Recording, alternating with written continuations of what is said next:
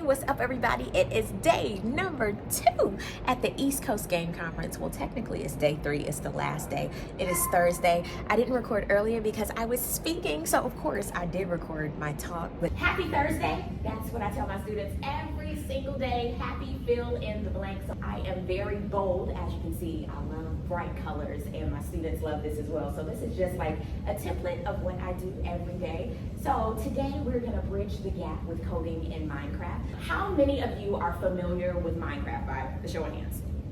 Okay, awesome. If you were in my class, would you be like intro? How many of you would be like with my 6th graders? Like intro, you're just jumping in, show of hands. Okay, cool. All right, intermediate with my 7th graders. Like, you know what you're doing? You can be like in the middle. Okay, I see. All right, I like it. And my advanced people, how many of y'all will be with my 8th grader? Okay, well, I'm gonna go ahead and sit down and y'all can come on up and do this for me. Sounds good. Next mine up is, what was the first video game you ever played? So think a little bit, remember one of the first couple video games you played, and then, you know, just let me know which one it was. Yeah, go ahead. The original Super Mario Bros. Yes, okay. What you got? I actually think it was the same for me. On the NES, like. Yes, exactly. We didn't have all those buttons. It was just 1, 2. That's it. Yeah. Anybody else? Yes. Oh, the Pac-Man. Okay. Yes, the original Pac-Man. I love it. Anybody else? What you got? Super Mario Bros. For the DS. I like it. Anybody else want to take a stab at your first video game? One of the first that you ever played? No? Okay, it's all good. So if you notice, this is what I do in my classroom. I'll ask the warm-up question, I'll pose, would anybody like to answer? I do have my sprinkle of a few that are like, me, and I'm like, okay, go ahead, break the ice. Then of course, I always give what mine are. So in order to bridge the gap, you must immerse yourself into the subject at hand, which for me was coding in Minecraft. Before I even started teaching coding in Minecraft, I had to research. And this game is all about collecting and placing blocks in a 3D world to do what? Create things. So pretty much my students love to come in class and just create. It's really to explore, build, and be creative. So I understand why they have put education and Minecraft together. My students love being in survival mode. Minecraft worlds, they're huge. When I did the research, I was like, each world like literally extends for 30 million blocks in every direction except for height. When I thought about it, I said, with these creators, with these developers, where were they at? What were they thinking about when they were making Minecraft? Because my brain doesn't even go that far. There are 2.8 trillion different possible worlds that can be generated. Did y'all hear what I just said? 2.8 trillion different worlds that can be generated. Although it's infinite, there is a barrier preventing players from transporting to locations beyond 30 million blocks from the center. Now this is achieved by splitting the world data into 16 by 16 sections called chunks that are only created or loaded when players are nearby. How do I know this? Because I've seen it. Now granted, I'm in the classroom and our computers, I'm not shading them, but they're a little laggy. They're not the best. So whenever I get a hand raised, I'm like, oh God, I know it's a laggy question. So I can look and I can see the chunks just generating very slowly. So when I did the research, I was like, I see this in my classroom every single day. And placing objects, and players can mine blocks and then place them elsewhere, enabling them to build things. Hence the name, you guessed it, Minecraft. Boom, that's the aha moment, okay? If you didn't piece it together, that's your aha moment. So, also, redstone. My students, I haven't even given them the assignment yet. They're already in Minecraft, already going, they've already shared, and they're like, oh, Miss Powell, I'm gonna get to my assignment, but we already in a world together. And I'm like, oh, well, let me know when I can have a little bit of your time. So Minecraft, they love it, they're immersed in it, and it's really to explore, build, and be creative. So I understand why they have put education and Minecraft together. It is amazing. Now granted, it's kind of a distraction, but that's what we're here for as teachers. So if you can see, 2009, I mean, Steve, he was just out here with some blocks, as you can see. Like, oh God, I know it's a laggy question. I walk over and I'm hearing it. And I'm like, uh-oh, no. I walk over and they're like, Miss Powell, look, he won't move, and my agent, I can't, and I mean, they are spazzing, and I'm like, you gotta calm down. these computers, they're not going as fast as you. So I can look and I can see the chunks just generating very slowly. So when I did the research, I was like, I see this in my classroom every single day.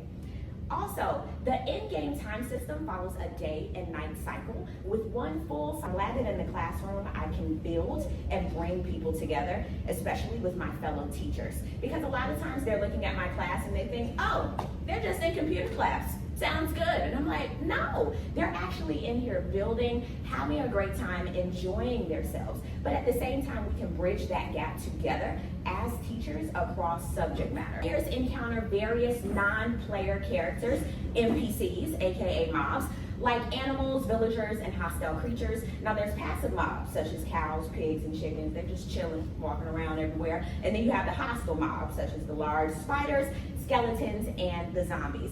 Why my students love being in hostile environments, I have no idea. They could be doing an assignment and they're like, oh my God, the zombie's coming. And I'm like, is that what you want to do? You really want to go through your assignment with the zombies running after you? Maybe it's the adrenaline rush, the intensity, I have no idea. But personally for me, because I do the same assignment with my students, I'm in a nice, chill environment getting my work done. How many of y'all have had peeps before? Even if you like them or not. You ever had peeps? Yeah.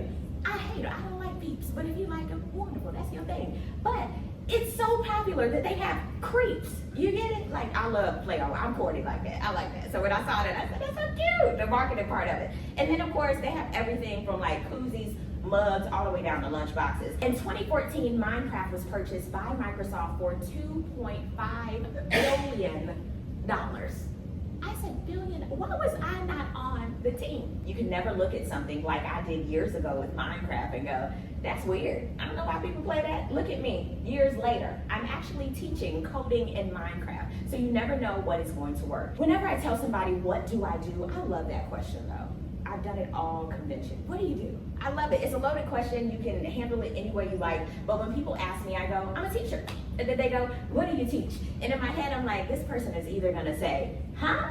Or they're gonna say, oh my God, I wish they had that when I was in school. So, coding in Minecraft is a computer science credential program with supporting curriculum delivering through Minecraft education platform. So students are immersed in the Minecraft world to develop and improve their coding skills using MakeCode and JavaScript or Python. I'm constantly learning as a teacher. And that's something as a teacher that you should know if you're even thinking about being a teacher or an educator. You're going to constantly learn. It's not that you're just gonna sit in the classroom and do X, Y, Z. They're gonna throw things at you and you have to be flexible. So as a teacher, I love the opportunity to be at conferences such as this, enjoy new resources, and tackle new things. So when they told me, hey, you're gonna be teaching 8th grade advanced and you'll be learning Python, I was like, okay, let me add that to my to-do list for the summer. But I'm excited because that is something that you have to know, especially in the world of IT. It's growing, it's not going anywhere.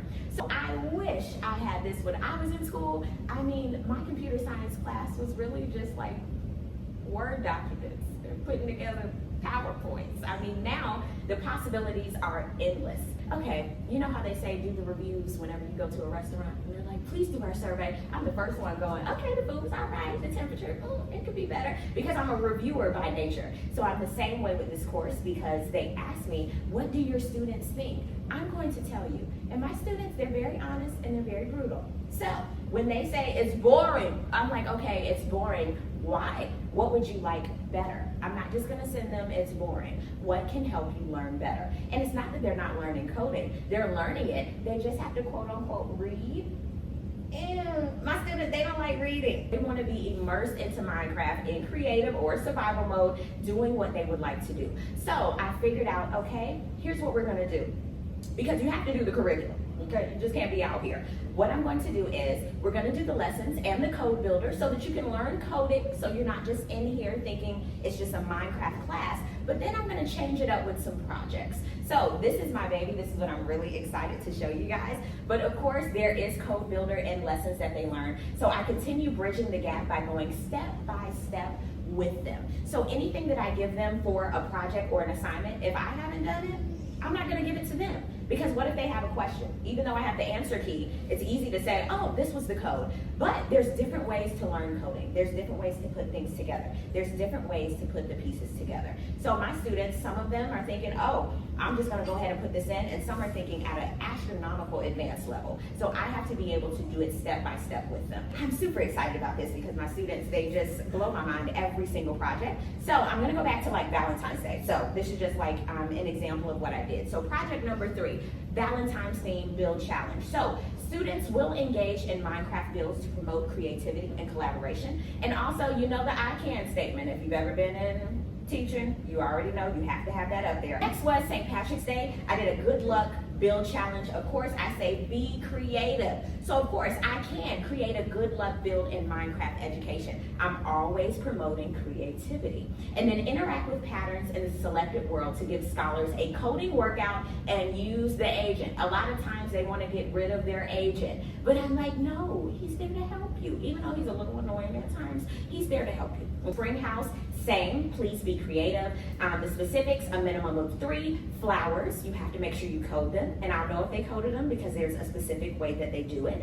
Also, you have to have a garden, put some vegetation up in there. Water fountain, porch or balcony, and a pool. Now, I know you're saying, oh my God, that's a lot. They came up with that. They were like, oh my God, can we do a fountain? I said, fountain. I'm on my clear touch.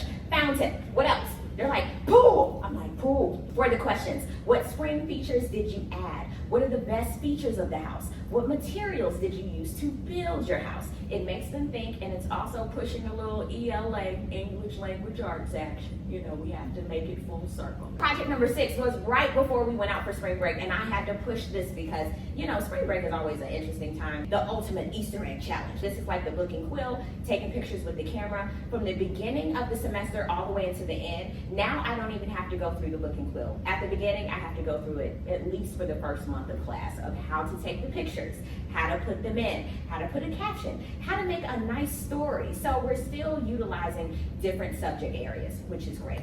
How can this class improve? So I'm not gonna ask myself, I'm gonna ask my students. So here's the thing, and granted, I didn't type these up. These are from my students. I've asked them in a warm-up question, what do you enjoy about this class and what can improve? So I like that we can be creative with Minecraft and build based on our own designs. I said, okay, shoot. And then what would you improve about the class? Nothing. That's it. Like literally, that's their answer. I said, okay. I like what we do in class, but the computers we work on to do it sucks. Some have no mouse, some lag. Often there is almost always something wrong with these computers. And then fix the computers. So the consensus is it's laggy, fix them. I like the fact that the projects are so diverse and there are new add-ons for each challenge. As you notice, I do the extra credit. They see it, it's full circle, I like that. I like everything about your class. At first, I never knew how to play Minecraft, and now I'm doing projects. That is the full circle moment that I received. There are plenty of students at the beginning of my class that I ask, okay, just like I did at the beginning of this. So show of hands, how many of you enjoy Minecraft? And it's like half and half. And then the other half, I'm like, well, what brought you to this class? I mean, they just dropped me in here. It's in my schedule. I'm like, okay. Now there's some students by the end, they're still like, Ms. Powell, I did the warm-ups, I tried. I did a group project. I'm like, sounds good. Because I don't want anybody to fail. That's my biggest thing. I said, the only way you can fail my class is if you just don't try. So that's the biggest thing. And some don't even try. That happens. In order for me to continue building and bridging the gap, I must learn from my students. I'm okay telling my students, uh-oh, I didn't know that. Thank you for bringing that to my attention. Or if I flub in Canvas, because there's times I might publish the assignment and forget the due date, I go, oh, let me go back and fix that. I'm okay making mistakes. And I'm okay for my students seeing that because they see that I'm human and they can relate to me. Or the funny thing, y'all see my lipstick. I wear lipstick every single day. It's a part of my zhuzh. So there was one day I wasn't feeling well and I didn't put my lipstick on that morning because I was doing the emergency. I was wiping my nose. It was a lot going on. And one of my students, a lot of them said, Ms. Powell, right when I was doing my announcements, Ms. Powell, you okay? And I was like, yeah. Like, I'm sitting there like, something in my nose. They were like, your lipstick. You have your lipstick on. And I was like, y'all are so observant. And I realized I don't have it on. I'm not feeling good, y'all. So anytime I don't have my lipstick on, they already know I'm not feeling good. So that's how we do. They're very observant. I learn things about them. I'm like, okay, hair, you changed your hair. Okay, you got a haircut. I like that. Or are you changing up the fit? Okay, cute. I like them J's. Like, I'm able to connect with them, and that's very important. Also, I have to enjoy Minecraft. I am so immersed in it, it's ridiculous. Hence my shirt, you know what I'm saying? I'm always picking up merch and things.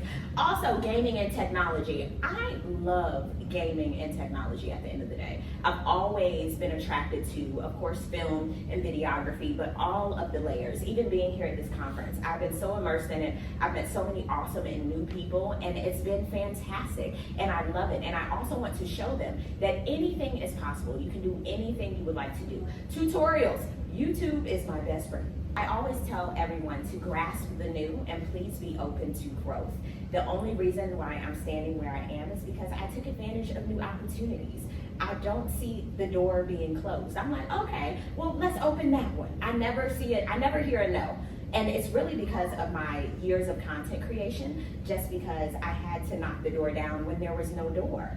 I had to push through with brands and working with various people, and they said, you're not the right fit. Where years later, they're like, oh my God, we would love to work with you. So you have to push through, and you have to see what opportunities are available. And sometimes you have to make your own opportunity. That's very important. So I would love to tell you guys to please find the peace in your life, love the people around you, and please enjoy all the good stuff that life has to offer. Any questions from anybody?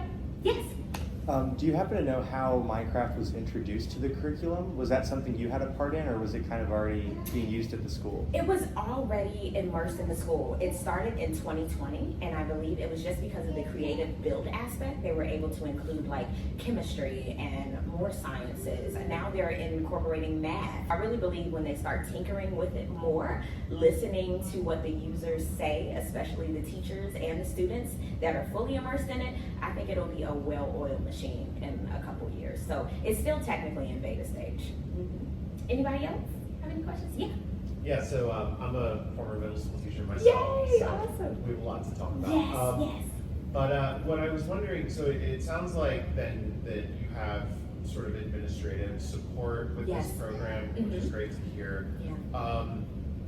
I'm wondering, you had mentioned sort of that this can, I know how middle schoolers are, and obviously there's a lot of classroom management challenges that can come along with that.